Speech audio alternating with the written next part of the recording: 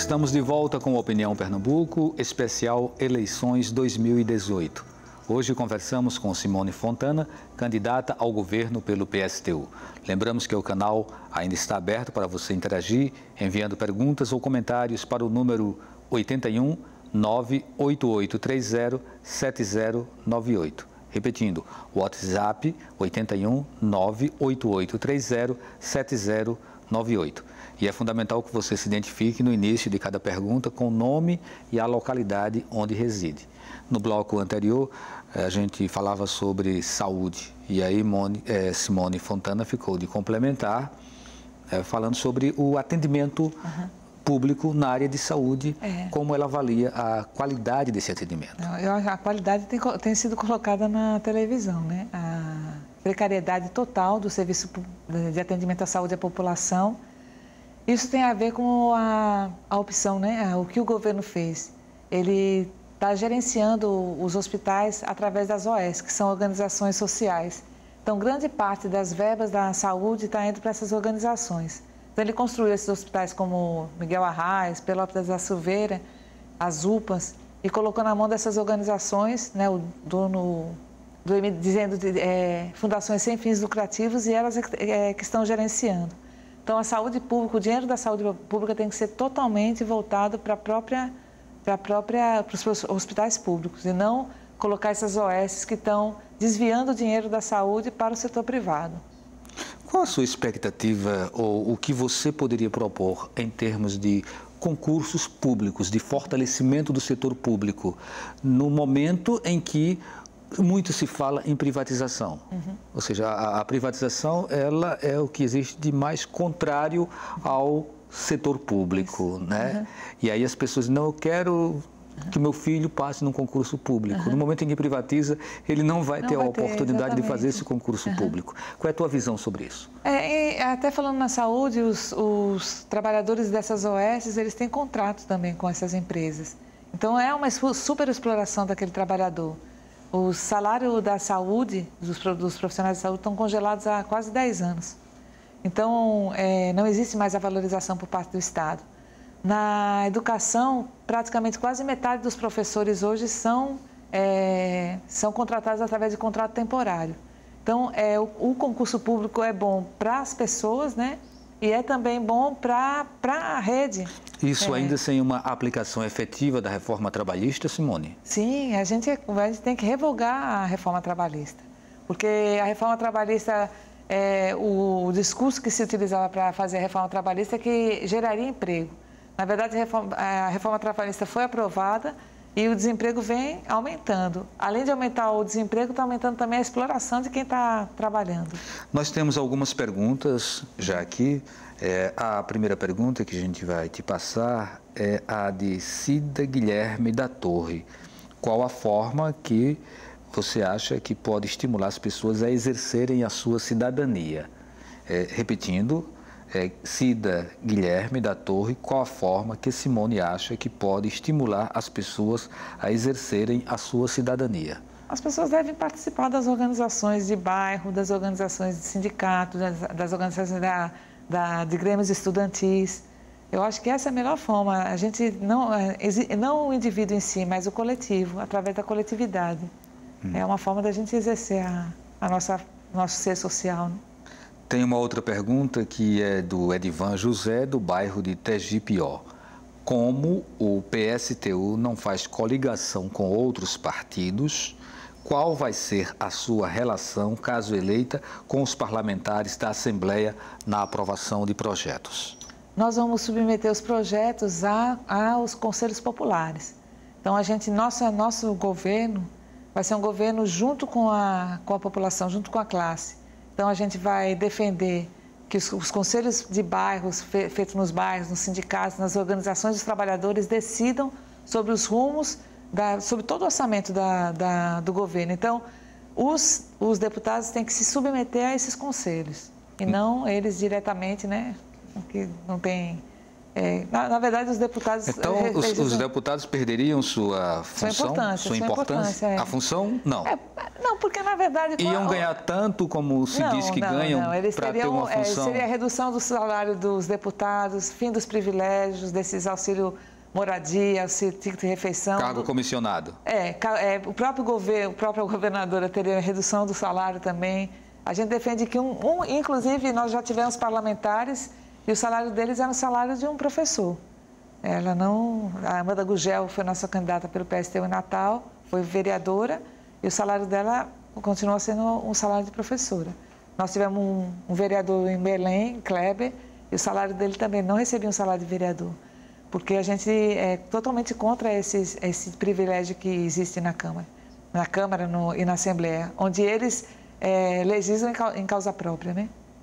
Você, para pedir um reajuste salarial, você vai se organizando, fazendo greve, tem quem recorrer à greve. E eles bastam se reunir e votar contra toda a população que elegeu eles. Pergunta para a população se ela concorda com o salário dos parlamentares, né?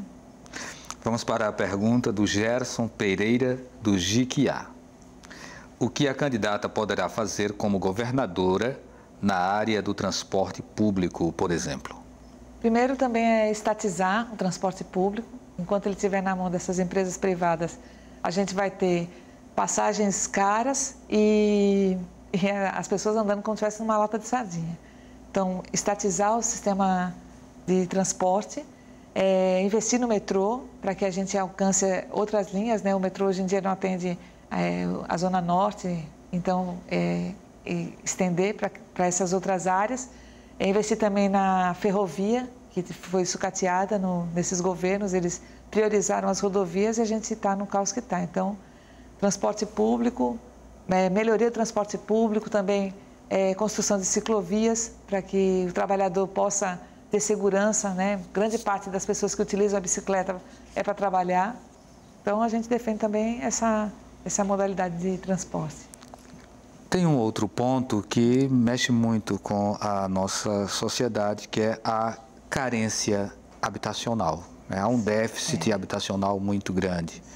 E quando a gente fala de déficit, a gente não está se referindo apenas ao fato de você não ter aquele lugar para ficar, mas a gente está querendo também abranger a questão das condições em que você vai estar naquela moradia, né?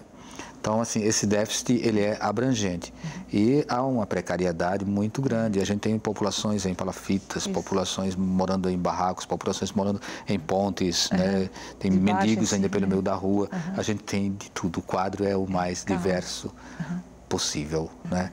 E aí, o que o PSTU teria como efetivamente fazer em termos de ação prática para resolver ou minimizar, talvez, esse problema tão grave como é o da moradia aqui em Isso Pernambuco? É uma questão muito grave e muito possível de ser resolvida. Primeiro, assim, existem muitos imóveis vazios na cidade, né, no estado, inclusive imóveis com dívida de IPTU, que eles deveriam ser expropriados para uso social desses imóveis. Você tem os números? São centenas, eu não tenho, assim, mas é possível eu conseguir. São muitos imóveis, principalmente aqui no centro da cidade. Se você andar aqui pelo centro, você vai ver prédios inteiros desocupados, né? Inclusive, existe uma ocupação Marielle, que tem a ver com vários prédios foram ocupados e, infelizmente, existe a desapropriação e prédios com dívida de IPTU. Então, esses seriam usados para uso social, construção de moradias através de um plano de obras públicas, inclusive combatendo o desemprego. A gente estava vendo a dívida pública do Estado, o que o governo tem gasto com a Arena Pernambuco, dava para construir mais de 100 mil casas. Certo que ele tem a dívida que ele contraiu naquela arena durante 15 anos, pagar uma dívida de aproximadamente 230 milhões naquela arena que não serve a ninguém, e a gente poderia construir casas para o povo morar a um preço de 100 mil reais. E fora isso, o saneamento das casas que existem, né? A gente garante moradia digna para a população. Vamos a uma pergunta de Janilson Kleber, de São Lourenço da Mata. Qual o plano de governo do PSTU para o micro e pequeno empresário? Olha, a gente defende o pleno emprego. A gente defende a estatização das empresas que foram envolvidas com escândalos de corrupção. A gente defende a redução da jornada de trabalho sem redução de salário. Então, a gente defende o emprego, que é para que todas as pessoas possam ter pleno emprego. Não temos um projeto para microempresário, não. Alex Até, Silva... assim, porque a crise está tão grande que a gente viu o fechamento de muitas lojas, né? Muitos negócios foram sendo fechados. A pergunta do Alex Silva, da Caxangá. Gostaria de perguntar à candidata se ela acha correta a ideia de descriminalizar o uso das drogas. Você já falou um pouco sobre isso. Gostaria que você explicasse melhor como que seria essa sua ideia. Olha, hoje o tráfico de drogas, ele é associado inclusive com crime organizado, tem acesso a armas do Exército, ele domina áreas inteiras das comunidades e a gente vê eles assediando os jovens para o tráfico. Esses jovens vão morrer e vão também matar. Se você tira as drogas do tráfico e coloca sob o controle do Estado, você vai diminuir muito essa violência com os jovens. E você vai poder ter um controle melhor sobre o uso. Você vai poder cuidar das pessoas que são viciadas. Então, a gente precisa cuidar daquele que se viciou. Então, esse é um problema de saúde pública e não de polícia, certo? Então, tem que tirar as drogas do controle dessa máfia que existe com os traficantes. Nós temos uma outra pergunta, que é do Alano Barcoquebas, do Prado. O que a candidata pretende fazer para pagar um salário mais justo para os professores? Bom, se o governo parar de investir dar isenções fiscais às grandes empresas. Então, hoje existem isenções fiscais,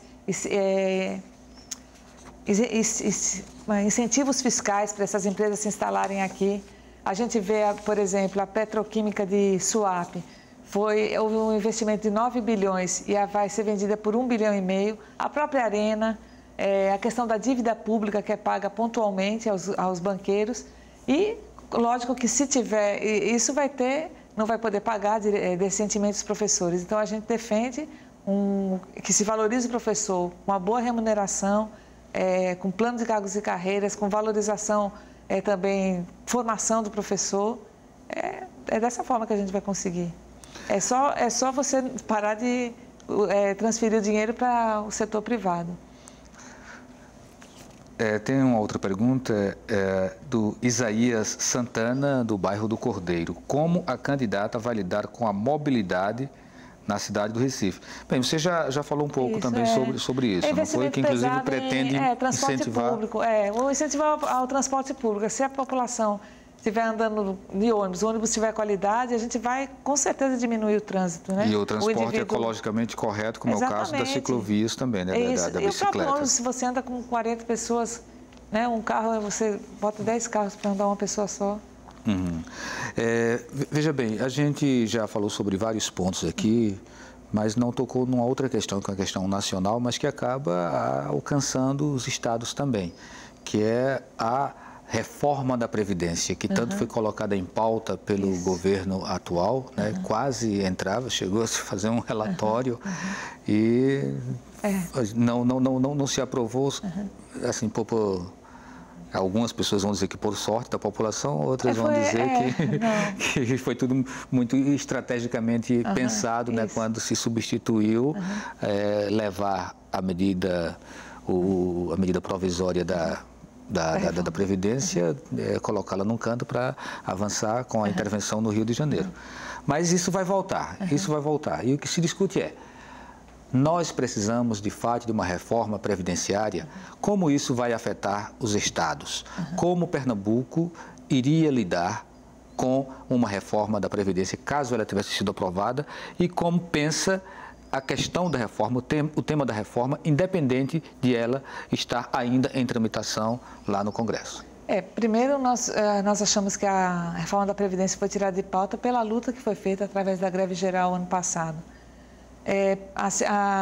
A Previdência ela não é deficitária, ela é superavitária. Ela é um conjunto da Seguridade Social, que vem a Previdência, a Assistência Social e a Saúde. Então, ela tem superávit, ela não tem déficit, né? E outra que isso está na pauta do próximo governo que vier, então existe como se fala, uma exigência do mercado, que na verdade é um conjunto de milionários que querem forçar o Brasil a adotar essa reforma da Previdência. Nós somos totalmente contrários e chamamos a população a lutar contra essa reforma, porque ela vai trazer mais exploração da classe, tirar mais direitos da classe trabalhadora. Então, a gente vai, na verdade, nós vamos manter a Previdência e, se possível, aperfeiçoá-la e não fazer essa reforma que é uma reforma para piorar a vida dos trabalhadores. Então, nós somos totalmente contra a reforma da Previdência. Ao invés disso, a gente sabe que 40% do orçamento do Brasil, ele é utilizado para pagamento dos juros da dívida pública. É uma dívida que a população não fez e que está sendo escoado todo ano, todo mês para a mão dos banqueiros internacionais, fazendo agiotagem. Então, se você parar, que a gente também defende a suspensão do pagamento da dívida pública, vai sobrar dinheiro para investir em saúde, em educação. Não será necessário, como eles falam, que é necessária essa reforma da Previdência. Não tem necessidade nenhuma de fazer. Tá, o Andrei Gouveia, do Campo Grande, gostaria de saber quais são os seus projetos para a questão do saneamento básico. A senhora falou da importância. Quais são os projetos, de fato? Através de um plano, a gente é contra a entrada da Odebrecht, né, que a Odebrecht pegou, a Compesa foi privatizada numa parceria público-privada, e depois hoje está nas mãos de uma empresa mexicana, e o saneamento básico não foi resolvido. Então, através de um plano de obras públicas, contratando diretamente os trabalhadores através de uma empresa estatal, para poder atingir toda a população que está sem saneamento. A gente tem aqui uma pergunta para você e depois 1 minuto para você fazer suas considerações finais, tá? Então, vamos ver se a gente consegue contemplar. A primeira é a pergunta de Júlio Sena. Gostaria de saber da candidata se haverá aumento nas passagens do transporte público. Não, nós defendemos a diminuição. É possível a passagem ser R$1 e a gente defende a isenção de tarifa para estudantes e desempregados. Ok, então você aproveita esse tempo final agora para falar exatamente por que você está candidata ao governo de Pernambuco e nossos agradecimentos desde já a sua participação. Eu também agradeço o espaço dado, né, um espaço para nós privilegiados, já que a gente vai ter pouco tempo. Vamos, através da luta, da mobilização, mudar esse estado de coisa que está, esse caos que está Pernambuco. Não é a eleição que vai mudar, mas a gente se propõe a fazer uma transformação através da mobilização popular. Queria colocar as candidaturas do PSTU. Nós temos Vera, nossa candidata a presidente, que não está aparecendo. Hertz é o candidato a vice. Eu como governador, o companheiro Jair, vice. Nosso senador Hélio Cabral. Nós temos deputados federais, Seu Amaro, que é um agricultor, e Kelly, professora. E nossas candidatas a deputada estadual é Laurentino, que é um trabalhador rural também, Valéria Félix, da Saúde, e a Deise, que é uma liderança comunitária lá em Novo Horizonte. É uma chapa aí para lutar, para fazer uma grande rebelião, mudar esse sistema, construir uma revolução no Brasil e em Pernambuco. Bom, então a gente agradece a sua participação. Eu que agradeço. Simone Fontana, candidata ao governo de Pernambuco. Agradecemos a participação também de vocês que mandaram perguntas ou que nos acompanharam em casa. O Opinião Pernambuco de hoje fica por aqui. Amanhã receberemos o candidato Maurício Randes, da coligação Pernambuco que você quer. Boa noite e até lá.